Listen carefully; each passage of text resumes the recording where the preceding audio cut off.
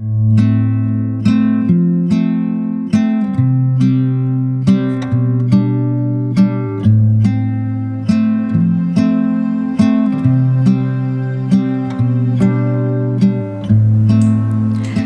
여러분 안녕하세요. 오늘은 윤홍균 씨의 하루에 하나 나를 사랑하게 되는 자존감 회복 훈련, 자존감 수업이라는 책을 소개해 드리겠습니다. 출판사는요, 심플 라이프라고 되어 있네요.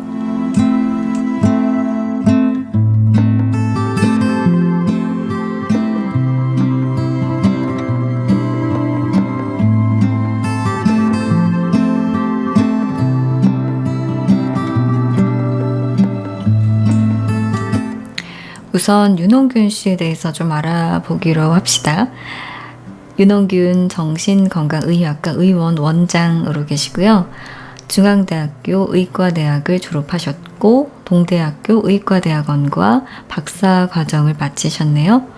경향신문, 한국일보, 레디경향, 월간 생로병사 등의 글을 쓰고 계시고요. EBS 부부가 달라졌어요. 자문의, 교통방송, 귀로 듣는 처방전 상담의로 활약하고 계시다고 합니다.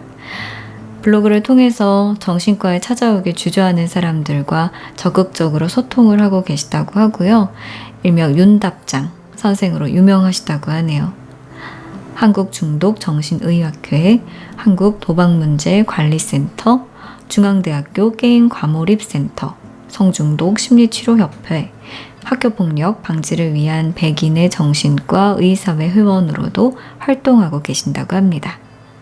주요 관심 분야는 자존감 그리고 중독이라고 되어 있네요.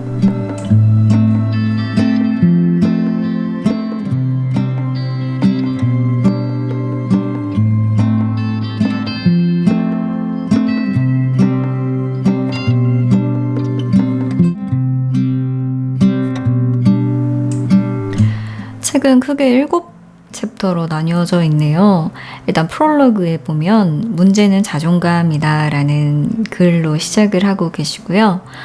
파트 1부터 파트 7까지 소단락 한 3개에서 8개까지 이렇게 나뉘어져 있어요. 하나하나 살펴보도록 하겠습니다. 파트 1은요. 자존감이 왜 중요한가 라고 시작을 하고 계세요. 3가지로 나뉘어져 있는데 첫 번째, 자존감의 3가지 축. 두 번째, 자존감에 대한 오해와 편견. 세 번째, 왜 지금 자존감이 중요한가 라고 나뉘어져 있어요.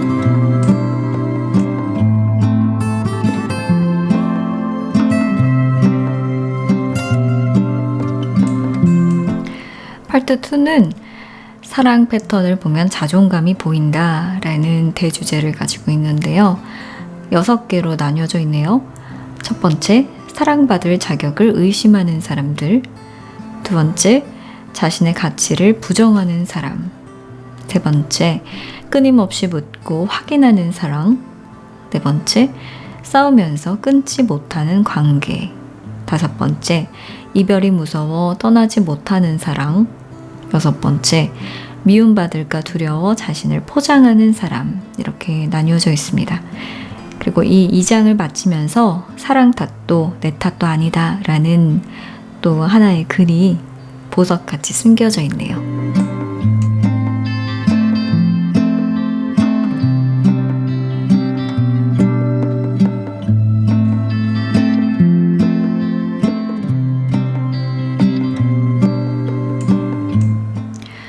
파트 3는요, 자존감이 인간관계를 좌우한다 라는 주제를 가지고 소단락을 나누셨어요. 첫 번째, 나는 얼마나 인정받고 있을까? 두 번째, 자존감을 깎아내리는 직업이 있다. 세 번째, 나는 얼마나 쓸모있는 존재인가? 네 번째, 결정장애에 빠진 사람들. 다섯 번째, 심리학 책을 아무리 읽어도 자존감이 그대로인 이유. 여섯 번째, 나는 특이하다고 생각하는 사람. 일곱 번째, 눈치 보는 사람의 심리. 여덟 번째, 지나치게 의존하는 사람들. 이렇게 나뉘어 놓으셨습니다. 그리고 이 3장을 마치면서 3장을 마치면서 적당한 거리가 나를 지켜준다라는 또 하나의 글을 숨겨 놓으셨네요.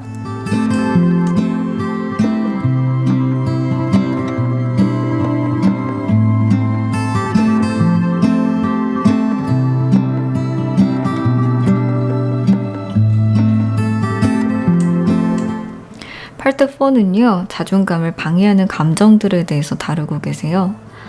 첫 번째, 왜 감정은 뜻대로 조절하기 어려울까? 두 번째, 감정 조절을 위해 구별해야 할 것들. 세 번째, 다루기 힘든 감정 다루기, 창피함, 공허함, 양가 감정. 네 번째, 뜨거운 감정 다루기, 자기 혐오, 죄책감, 자기 연민, 자기애. 다섯 번째, 차가운 감정 다루기, 실망, 무시, 냉소, 무관심. 그리고 이 4장을 마치시면서는 감정이라는 에너지를 이용하라 라고 하고 계세요.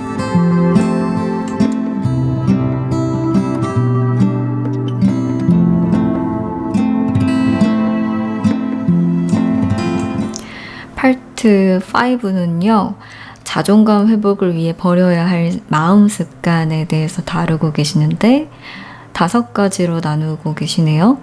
첫 번째는 미리 좌절하는 습관, 두 번째 무기력, 세 번째 열등감, 네 번째 미루기와 회피하기, 다섯 번째 예민함입니다. 그리고 이 5장을 마치시면서는 받아들이고 원하고 지속하라라는 글이 또 마무리 글로 자리하고 있네요.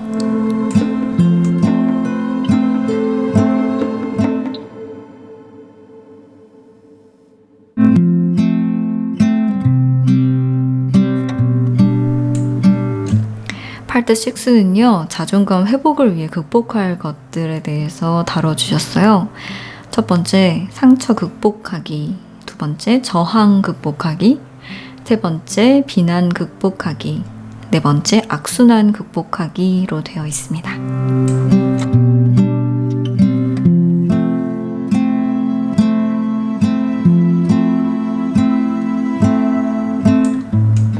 파트 7은 자존감을 끌어올리는 5가지 실천에 대해서 말씀하고 계시네요.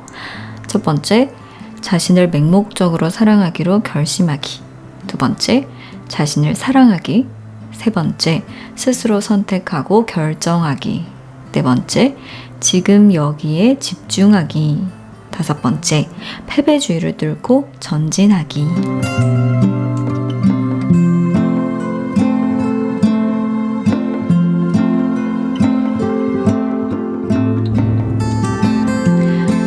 이렇게 크게 7가지 단락으로 나눠서 글을 써주시다가 에필로그로는 당신은 밀림의 왕이다 라고 또 종지부를 찍고 계시네요.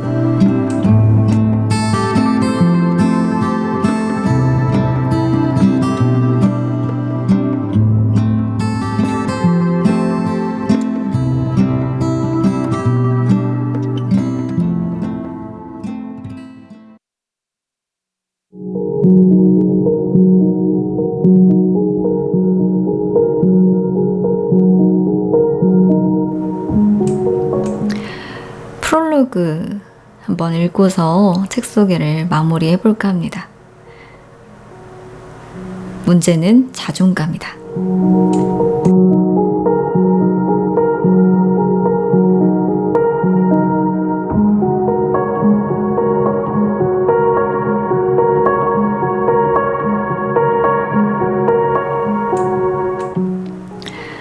어느덧 머리가 희끗한 중년 의사가 되었다.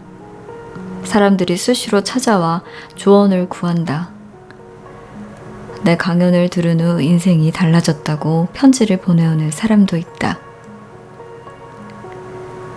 생각해보면 참 행복한 시간이다. 나는 아직 건강하고 사랑하는 아내와 아이들은 나를 존중한다. 부모님은 나를 신뢰하고 하나뿐인 형은 늘 나를 지지한다. 총체적으로 무척 행복한 인생이라고 말할 만하다. 하지만 이것은 전혀 예상하지 못한 일이다. 어린 시절 나는 유약한 아이였다. 몸은 약했고 마음도 여렸다. 편도선이 자주 부어 결석이 잦았고 걸핏하면 눈물을 보이는 울보였다. 여느 사내 아이들과 달리 장난꾸러기가 아니었고 그렇다고 야무지지도 않았다. 머리는 평범했고 손재주도 없었다. 자신감도 없고 끈기도 없었다. 주변 사람들은 그런 날 걱정스럽게 바라봤다.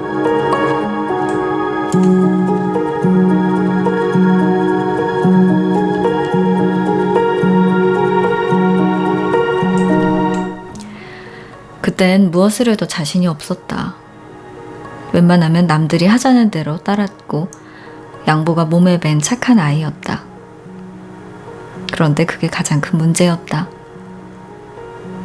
지금 생각해보면 타인을 배려하거나 돕고 싶어서 베푼 친절이 아니었다. 내가 하면 망칠 것만 같아서, 나를 믿지 못해서 늘 남에게 기회를 넘겼다는 사실을 뒤늦게 깨달았다. 시간은 거침없이 흘렀고 누구도 예상하지 못한 일이 벌어졌다. 나는 지금의 나에게 상당히 만족한다. 어릴 때와 달리 나의 분별력과 판단을 믿고 나를 사랑하며 나를 이렇게 만들어준 모든 이들에게 감사한다. 어떤 사람들은 내가 정신과 의사라는 타이틀 때문에 행복한 거라고 믿는 것 같다. 사회적으로 우대받는 직업이 자신감을 불어넣는다고. 물론 완전히 틀린 말은 아니다. 전문의 수련을 받는 동안 좋은 선배와 스승에게 많은 것을 배웠다. 그 덕에 성장할 수 있었고 전문의 자격증은 언제나 자랑스럽다.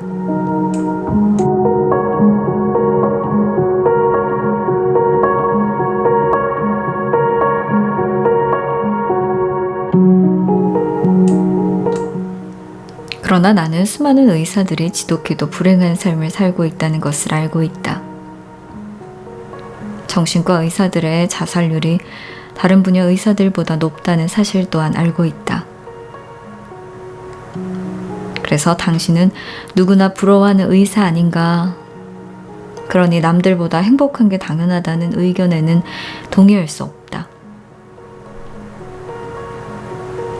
몇 년 전 근무하던 병원을 그만두고 내 이름을 걸고 일을 시작하면서 나는 미뤄뒀던 숙제 하나를 풀고 싶었다. 바로 내가 내 삶에 만족하는 이유를 찾아보자는 것이었다. 막상 시작은 했지만 생각보다 단순하지 않았다. 나는 행복의 의미는 무엇이고 무엇이 우리를 행복하게 하는지, 필요한 조건은 무엇인지 등을 시간을 갖고 기록해 나갔다.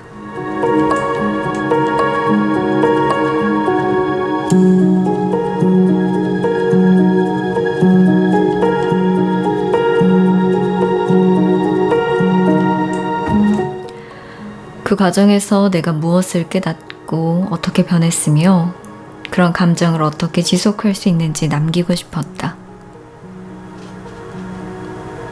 고민의 퍼즐이 조금씩 맞춰질 때마다 어김없이 자존감이라는 단어가 수면 위로 떠올랐다. 정신과 차트에 self-esteem이라고 표기되는 단어. 사전적으로는 자신을 어떻게 평가하는가, 얼마나 자신을 사랑하고 만족하고 있는지에 대한 지표를 뜻하는 단어. 나는 자존감이라는 표현에 주목하게 됐다. 고민을 정리해보니 내가 행복했던 과정은 곧 자존감을 회복하는 과정이었다. 인생에서 가장 불행했을 때는 자존감이 가장 저하되어 있었을 때였다.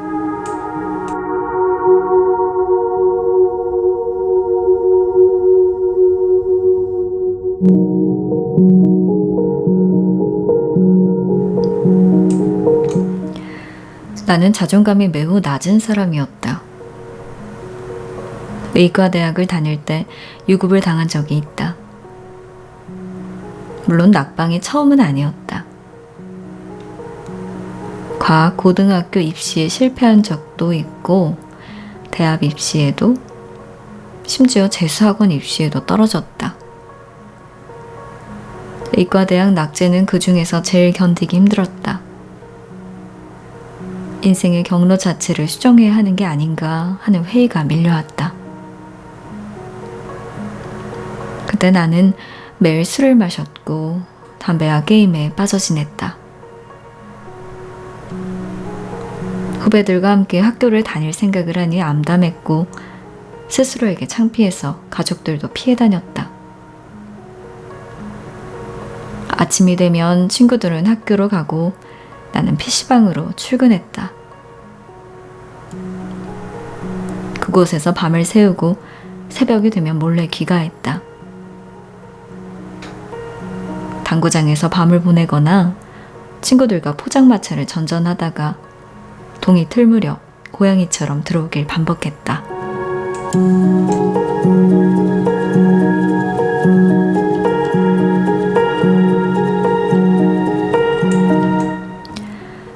그 밖에도 수차례 방황과 절망을 거듭하며 자존감이 바닥으로 떨어지는 경험을 했다.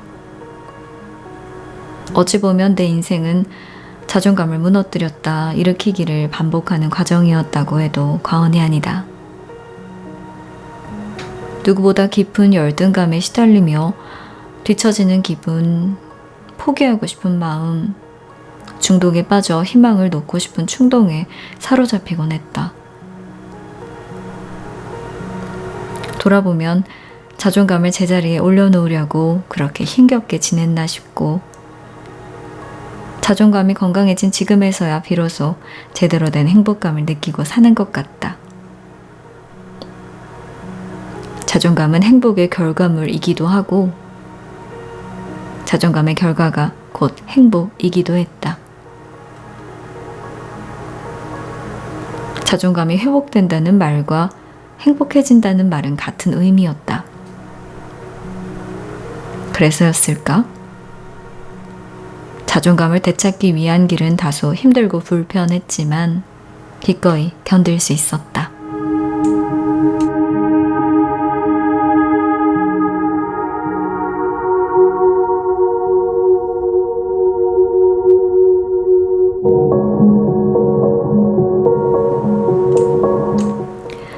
자존감 문제는 내게만 중요한 일이 아니었다.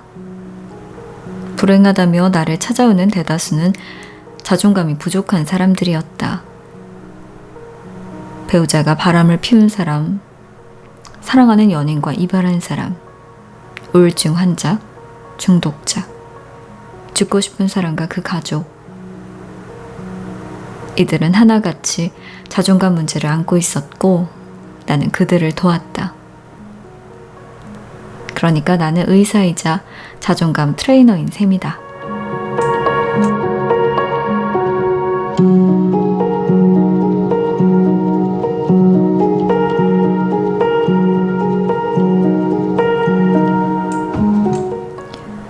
정신과 의사가 되기 위해 공부하는 동안 많은 이론과 기술을 터득했다. 그리고 그것들을 나 자신에게 접목해왔다. 그 결과 마음이 튼튼해졌고 힘들어하는 주변 사람들의 마음도 공감할 수 있는 능력이 생겼다. 또 힘들었던 여러 경험 때문에 자존감이 떨어진 사람들이 어떤 말에 상처를 받고 어떤 행동을 하며 그들을 어떻게 대해줘야 하는지 더 잘 알게 됐다. 과거에 내가 쓸모없는 존재 같아 암울했는데 시간이 흐르고 보니 그 일이 꽤 쓸만한 자원이 된 셈이다. 그 모든 과정을 책을 통해 솔직하게 털어놓고 함께 나누고 싶었다. 하지만 막상 내가 체험한 이야기, 습득한 정보를 남들에게 전하기란 쉽지 않았다. 가장 가까운 사람인 아내도 알지 못하는 나의 성장담이나 은밀한 사적 세계를 고백하기는 더욱 어려웠다. 몇 번씩 속 얘기를 썼다 지웠다 반복해야 했다. 또 의사로서 알고 있는 정보를 모조리 털어놓는 것고 선뜻 내키지 않았다.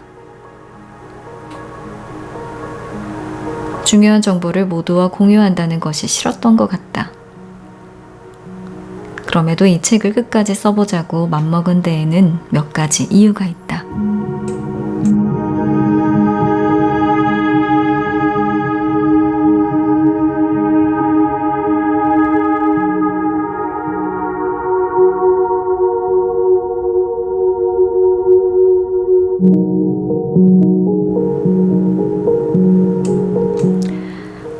첫째, 나의 자존감이 언젠간 떨어질 것을 알고 있기 때문이다. 자존감을 유지하는 일은 수영과 비슷하다. 제자리에 멈춰 있으면 중력이 우리를 자꾸 끌어당긴다. 나도 마찬가지다. 살다 보면 자존감이 바닥까지 내려가는 일도 생길 것이고, 큰 실수도 할 것이고, 통제하기 힘들 정도로 지칠 것도 안다. 그럴 때 어떻게 그 순간들을 극복할지 구체적인 매뉴얼로 정리해두고 싶었다.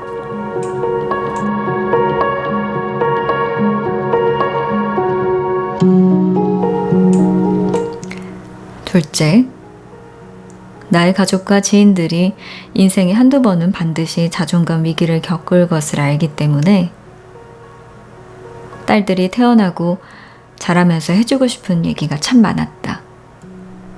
하지만 머릿속에 정리되지 않아서 해줄 얘기가 너무 많아서 시간이 없어서 아직 어려서 등을 핑계로 마음에 있는 얘기를 들려주지 못했다. 그러다 지난해 뜻밖의 교통사고를 당하면서 이대로 내 생이 끝나버리면 어떡하지? 하는 불안감이 엄습했다. 아이들에게 아무 말도 전하지 못하고 떠날 수도 있다는 위기감도 함께 생겼다. 그래서 이 책은 딸들에게 들려주는 자존감 이야기이기도 하다. 아이들도 아마 좋아할 것이다. 말로 하면 잔소리로밖에 안 들릴 테니까.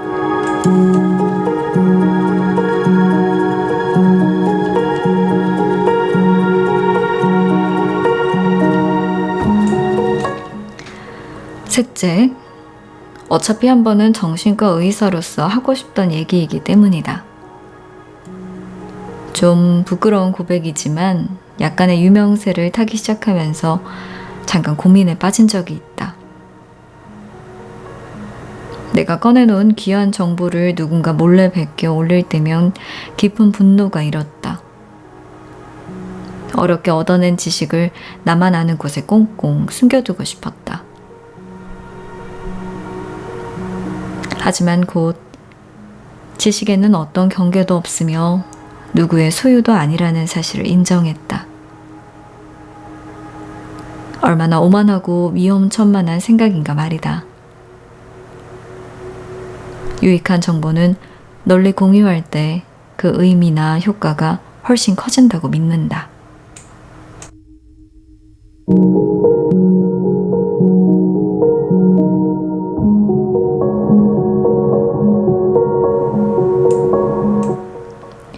이 책은 크게 7장으로 구성되어 있다. 1장에서는 자존감이 무엇인지, 왜 자존감이 우리 인생에 중요한지를 다뤘다. 많이 듣고 쓰면서도 자존감에 대해 제대로 알고 있는 사람이 많지 않기 때문이다. 2, 3장에서는 자존감이 부족할 때 흔히 나타나는 사랑, 이별, 인간관계 문제를 다뤘다. 4, 5장에서는 자존감과 관련된 감정을, 6, 7장에서는 자존감을 끌어올리는 구체적인 방법을 모았다. 각 장 합의 단락이 끝날 때마다 자존감 향상을 위해 오늘 할 일이라는 실천법을 소개했다. 이것만 잘 따라해도 자존감이 높아지는 놀라운 체험을 하게 될 것이다. 자존감을 올리려면 평소 어떻게 해야 하죠? 라고 묻는 독자들에게 직접적인 도움이 되길 바란다. 내가 그랬듯 독자분들도 이 책을 통해 인생을 새롭게 발견하고 접목하고 창작해내며 자존감을 다시 고추 세우는 시간을 가질 수 있다면 더 바랄 게 없겠다.